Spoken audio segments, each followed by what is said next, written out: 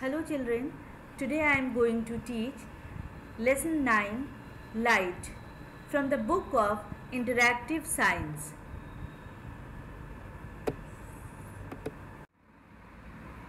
Lesson 9 Light. We all need light to see the beautiful world. We need light to work, to read and to write. Light is a kind of energy that illuminates or brightens up the objects and helps us to see. Now, sources of light. We get light from natural sources and also from sources made by man.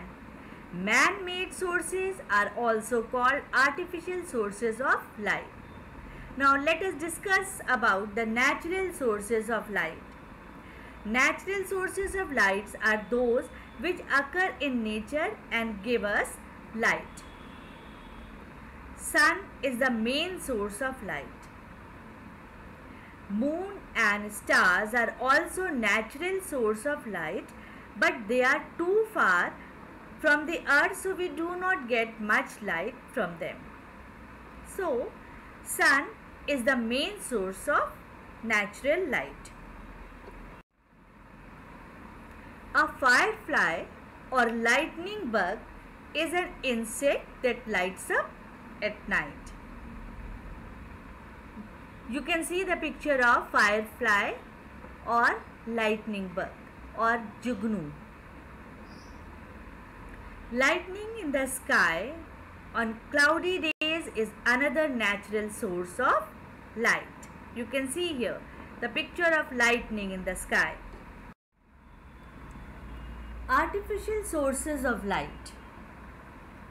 Artificial sources of light are the man-made sources of light. Man has developed many sources of light. Most of the man-made sources of light run with electricity. Candles, fire and oil lamps are also man-made sources of light. Luminous and non-luminous objects.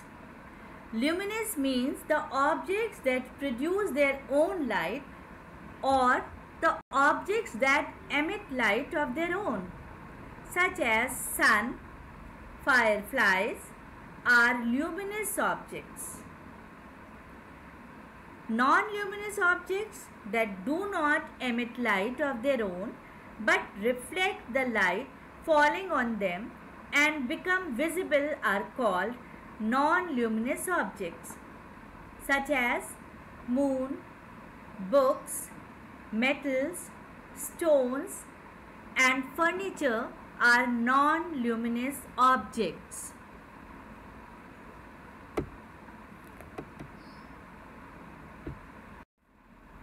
Now, properties of light. First, light travels in a straight line. Second, light passes through a transparent object. Third, light changes its path. And the fourth, light bounces back, is called reflection of light. Let us discuss about the first point, light travels in a straight line. Light rays travels in a straight line. Through this activity you will be able to understand it. Take 3 equal pieces of cardboards. Make hole in each cardboard at the same place. Make these cardboards in a row. The holes of the cardboard should be in a straight line. Then keep an object at one end and try to see it through the holes from the other end. You will be able to see it. Now shift the cardboard in the middle a bit. Try to see the objects now. You will not be able to see it. This is because light traveling in a straight line is obstructed by the cardboard. The second is light passes through a transparent object. Light can pass through the transparent things like glass pane, colorless plastic sheet, cellophane paper, and even water. Such objects through which light can pass are called transparent objects. Now the next is light changes its path.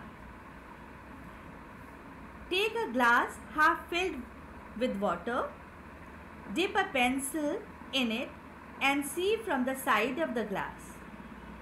When you see the pencil from the side of the glass, you see half of the pencil in air and rest of it in water. It is not the pencil, but the light has bent when it goes from air into water. Light changes its path or bends when it goes from one medium to another. This is called refraction of light. Then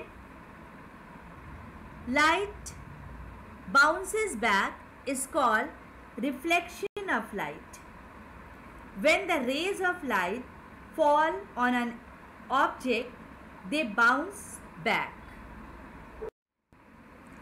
Now transparent objects.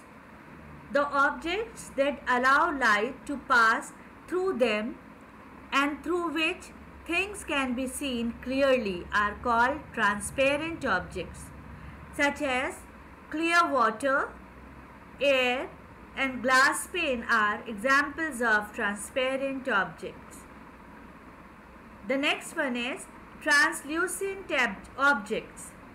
The objects through which things can be seen partially are called translucent objects, such as butter paper, ground glass, white plastic sheet, dirty water are examples of translucent. Opaque object. The objects like a cardboard, wall, wood, thick cloth do not allow light to pass through them. They are called opaque objects. Now shadows.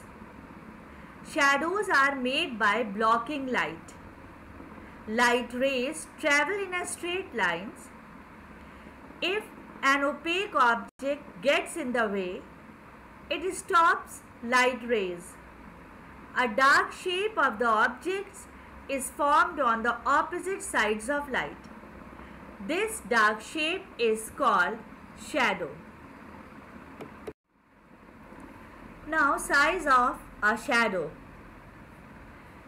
Children, you can see different sizes of shadows in the picture.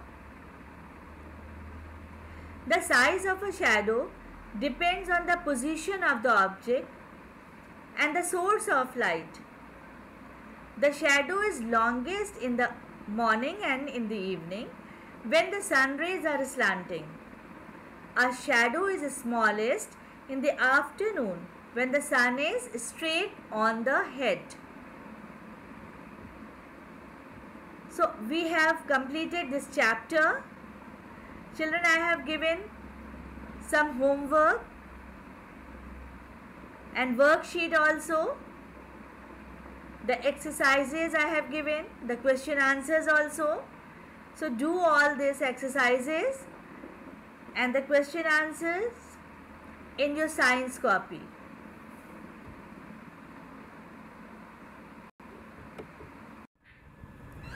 Thanks for watching.